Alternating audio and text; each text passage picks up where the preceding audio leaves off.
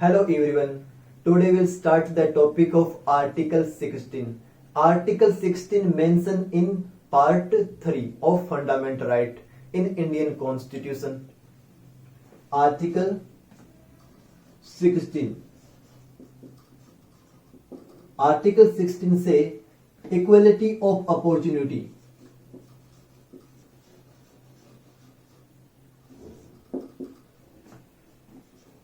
Equality of opportunity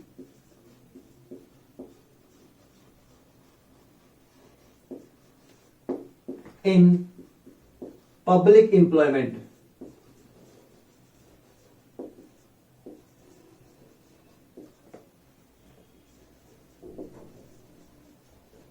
Okay, it means equality of opportunity in public employment. यानी जो भी state की service है उसमें इक्वलिटी होगी, यानी किसी भी पर्सन के साथ, किसी भी सिटीजन के साथ डिस्क्रिमिनेशन नहीं किया जाएगा.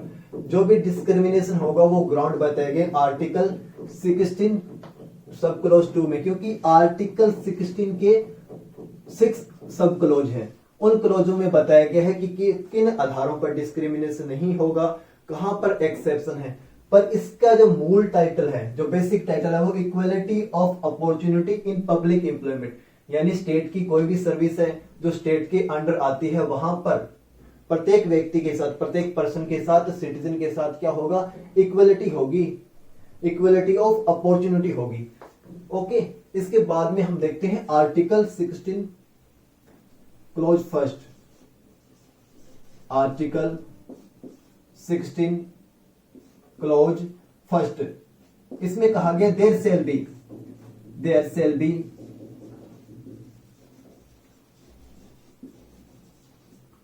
Equal opportunity.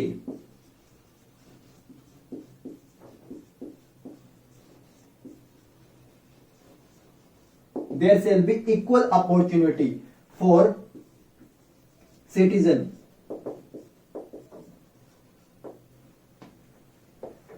in matter of public employment, in matter of employment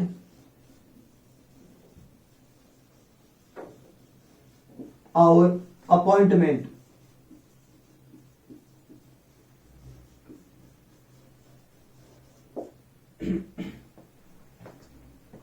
to any office under the state,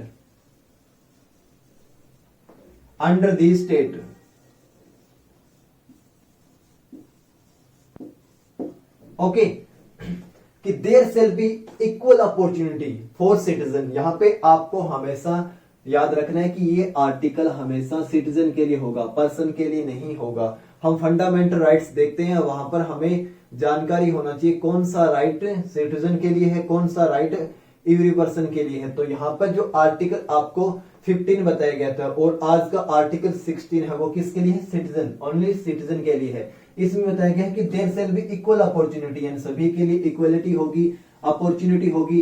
किसमें, अवसर में, यानी इक्वल अपॉर्चुनिटी, प्रत्येक व्यक्ति को इक्वल अपॉर्चुनिटी मिलेगी, यानी उसके साथ किसी भी तरीके का डिस्क्रिमिनेशन नहीं किया जाएगा.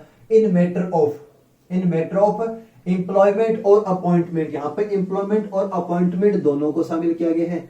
Second, to any office under the state. Okay, यानी स्टेट का कोई भी अगर सर्विस है उसमें किसी भी पर्सन के साथ डिस्क्रिमिनेशन नहीं किया जाएगा. ये आर्टिकल हमारा 16 और आर्टिकल 16 का सब क्लोज फर्स्ट हमें ये बात कहता है. ओके, अब इसके बाद में हम बात करते हैं article 2.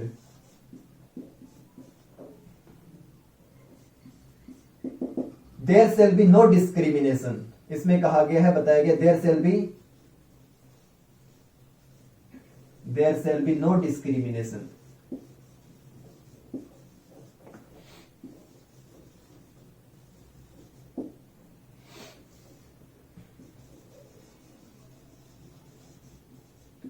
There shall be no discrimination in respect of any office और employment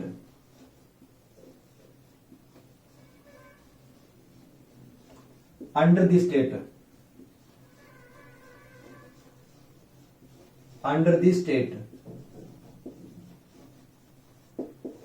okay, in there shall be no discrimination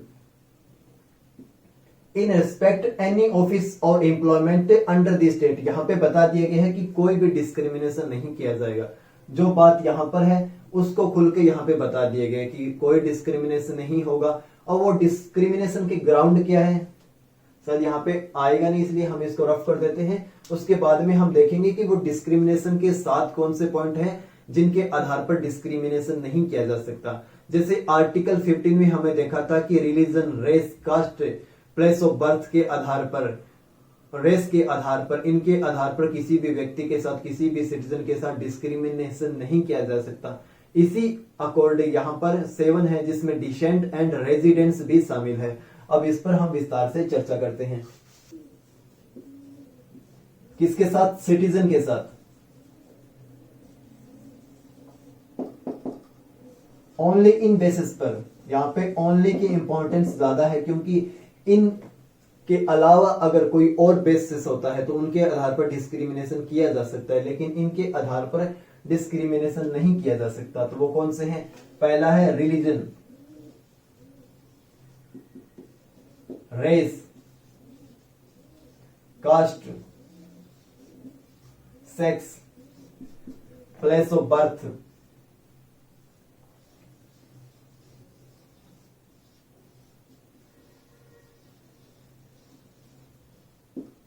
decent,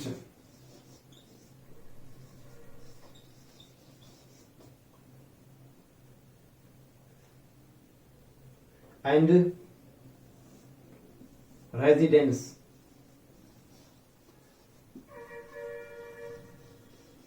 residence, अगर रेजिडेंस दिखाई नहीं दे रहा है तो मैं यहां पे लिख देता हूं रेजिडेंस। इनके आधार पर डिस्क्रिमिनेशन नहीं किया जाएगा। यानी religion, race, caste, sex, place of birth, ये 5 तो वही है जो आपको आर्टिकल 15 में बताया गया था।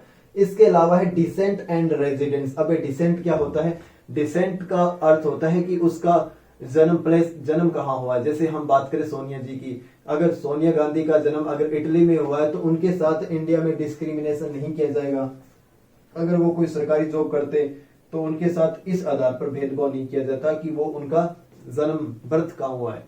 यानी वो अगर कहीं पे भी जन्म हुआ हो, इंडिया से बाहर अगर फॉरेन कंट्री में भी जन्म हुआ है और भारत की नागरिक है, सिटीजन ऑफ इंडिया है, तो वो डिस्क्रिमिनेशन के भागीदारी नहीं होगी। एंड सेकंड रेजिडेंस, एक होता है हमारा प्लेस ऑफ बर्थ जहां पर हमारा जन्म होता है, एंड सेकंड होता है रेजिडेंस, यानी हम प्रेजेंट में कहां रह रहे हैं। तो रेजिडेंस के आधार पर, डिसेंट के आधार पर, place of birth, sex, caste, race and religion के आधार पर किसी भी सिटीजन के साथ, यहाँ पे सिटीजन नाम इंपॉर्टेंट है, सिटीजन के साथ एंड ओनली इन 7 बैकग्राउंड के आधार पर किसी के साथ भेदभाव नहीं किया जाएगा।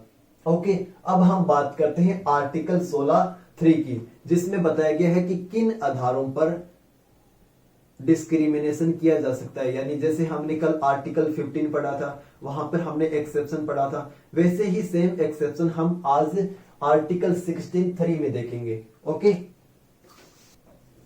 आर्टिकल 16(3) से पार्लियामेंट में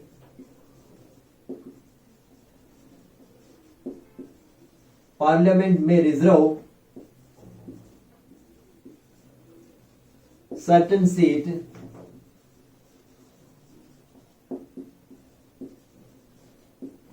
in the state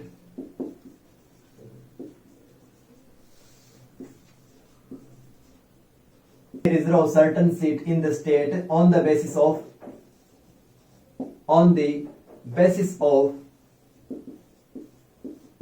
residence,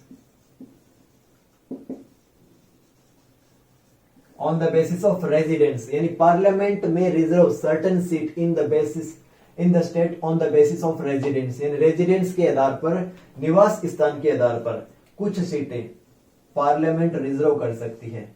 ठीक है, आपको बताया गया है कि आर्टिकल 16 फर्स्ट एंड सेकंड क्या है कि इसकी मूल यानी ओरिजिनल है कि डिस्क्रिमिनेशन नहीं होगा, इक्वलिटी ऑफ अपॉर्चुनिटी होगा, लेकिन बाद के जो आपको आर्टिकल बताया जा रहा है उनमें डिस्क्रिमिनेशन बताया गया, सेक्शन बताया गया। तो यहाँ पे क्या रेजिडेंट्स, आपको यहाँ रखना है कि पार्लियामेंट ऐसा कर सकती है, कोई भी स्टेट लेजिस्लेचर ऐसा नहीं कर सकता। यानी कोई स्टेट है, स्टेट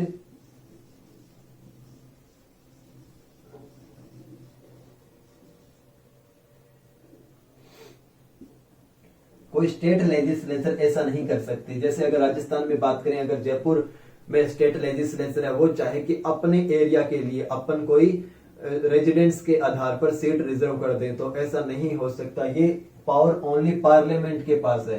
तो एग्जाम में पूछा जा सकता है कि ये रेजिडेंट्स के आधार पर सीट रिजर्व करने का राइट्स किसके पास है, तो यहाँ पे होगा स्टेट लेजिस्लेचर, पार्लियामेंट, या फिर इनमें से कोई नहीं।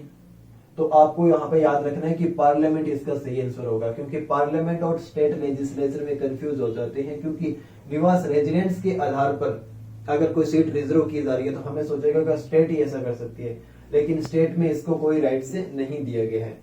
अब इसके बाद में हम देखते हैं आर्टिकल 16(4). आर्टिकल 16(4) से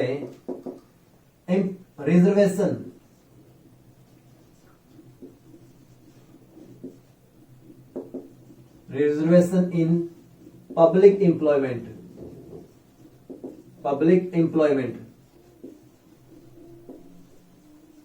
for any backward class,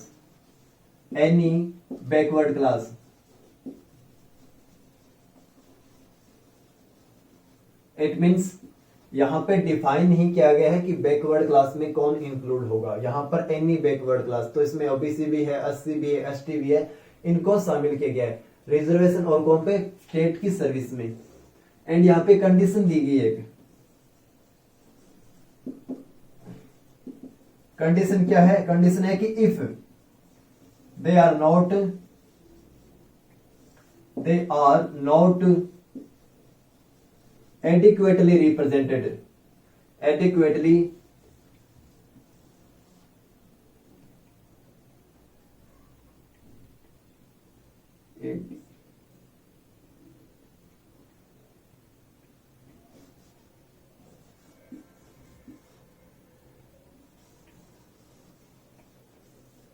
represented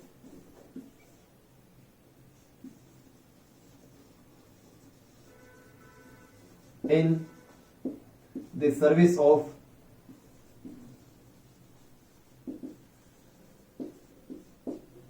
under the state,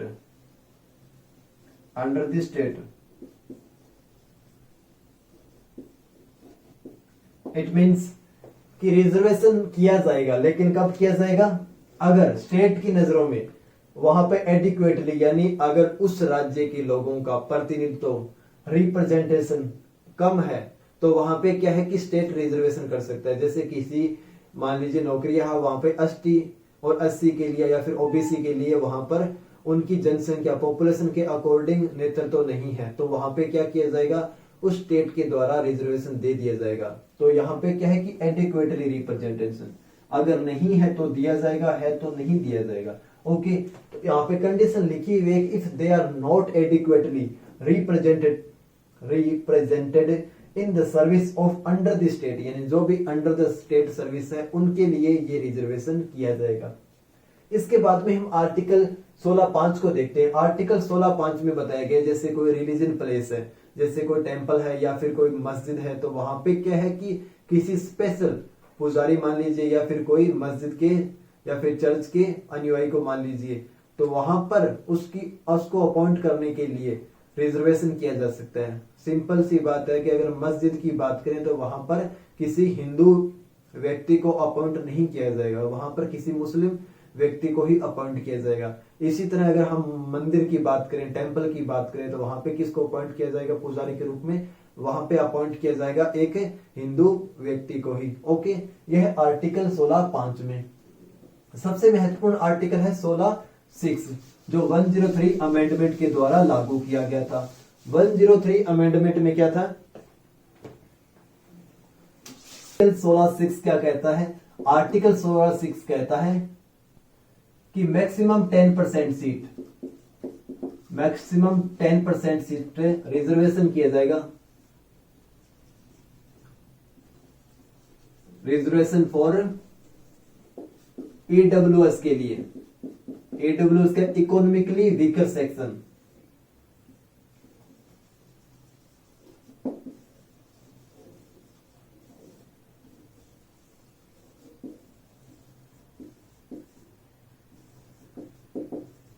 economically weaker section के लिए 10% सीटें कितनी होगी, रिजर्वेशन की जाएगी। और कब से, 103rd अमेंडमेंट से।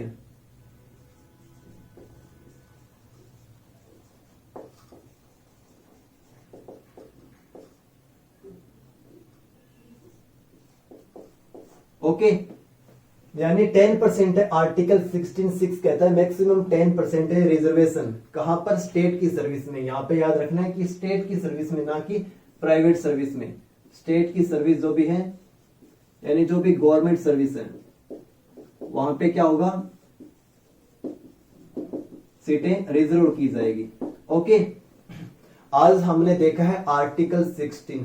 आर्टिकल 16 कहता है equality of opportunity in public employment, यानी यहां पर public employment in state service में इक्वलिटी की बात की गई है। इक्वलिटी इन अपॉर्चुनिटी यानी प्रत्येक व्यक्ति को मौका दिया जाएगा, उसके लिए कोई भी डिस्क्रिमिनेशन नहीं होगा। इसके बाद में हम आर्टिकल 1 देखते हैं, वहां पर यही बात की गई, स्टेट की सर्विस में सभी को इक्वलिटी दी जाएगी। एंड आर्टिकल 16(2) कहता है कि किन बेसिस पर डिस्क्रिमिनेशन नहीं किया जा सकता, तो वो ग्राउंड थे 7, जिसमें था religion, race, caste, gender, place of birth, descent and residence. तो सबसे महत्वपूर्ण है हमारे लिए डिसेंट एंड रेजिडेंस, क्योंकि ये 2 नए ऐड किए गए। तो आगे आपको आर्टिकल 16(3) में क्या बताया गया कि रेजिडेंस के आधार पर रिजर्वेशन किया जा सकता है, लेकिन वो कौन करेगा, वो पार्लियामेंट करेगी, ना कि स्टेट लेजिस्लेचर। इसके बाद में हम देखते हैं आर्टिकल 16(4). आर्टिकल 16(4) में कहा था कि एनी बैकवर्ड क्लास, जो भी एनी बैकवर्ड क्लास है, कोई भी बैकवर्ड क्लास, कॉन्स्टिट्यूशन में डिफाइन नहीं किया गया है कि बैकवर्ड क्लास कौन सी होगी, लेकिन इसमें कंडीशन लिख दी गई है, एडिक्वेटली रिप्रेजेंटेड, यानी जिसका भी जिस सर्विस में भागीदारी नहीं है उसके अकॉर्डिंग उसको स्थान दिया जाएगा। इसके बाद में आर्टिकल 16(5), इसमें कहा गया है कि किसी रिलीजन के लिए अगर हम किसी को अपॉइंट करते हैं तो वो रिलीजन से रिलेटेड ही होना चाहिए। अगर हिंदू की बात करते हैं तो वहां पर हिंदू व्यक्ति होना चाहिए, मुसलमान की बात करते हैं तो वहां पर मुसलमान व्यक्ति होना चाहिए जो वहां पर अपनी आराधना करता है, उपासना करता है। एंड सेकंड लास्ट है आर्टिकल 16(6), ये जो 103 अमेंडमेंट के द्वारा ऐड किया गया था। इसमें यह था कि ईडब्ल्यूएस यानी जो SC ST यानी एक एनी बैकवर्ड क्लास में इंक्लूड नहीं है, उनके लिए क्या होगा, रिजर्वेशन किया जाएगा, maximum 10% in state service. Okay, thank you.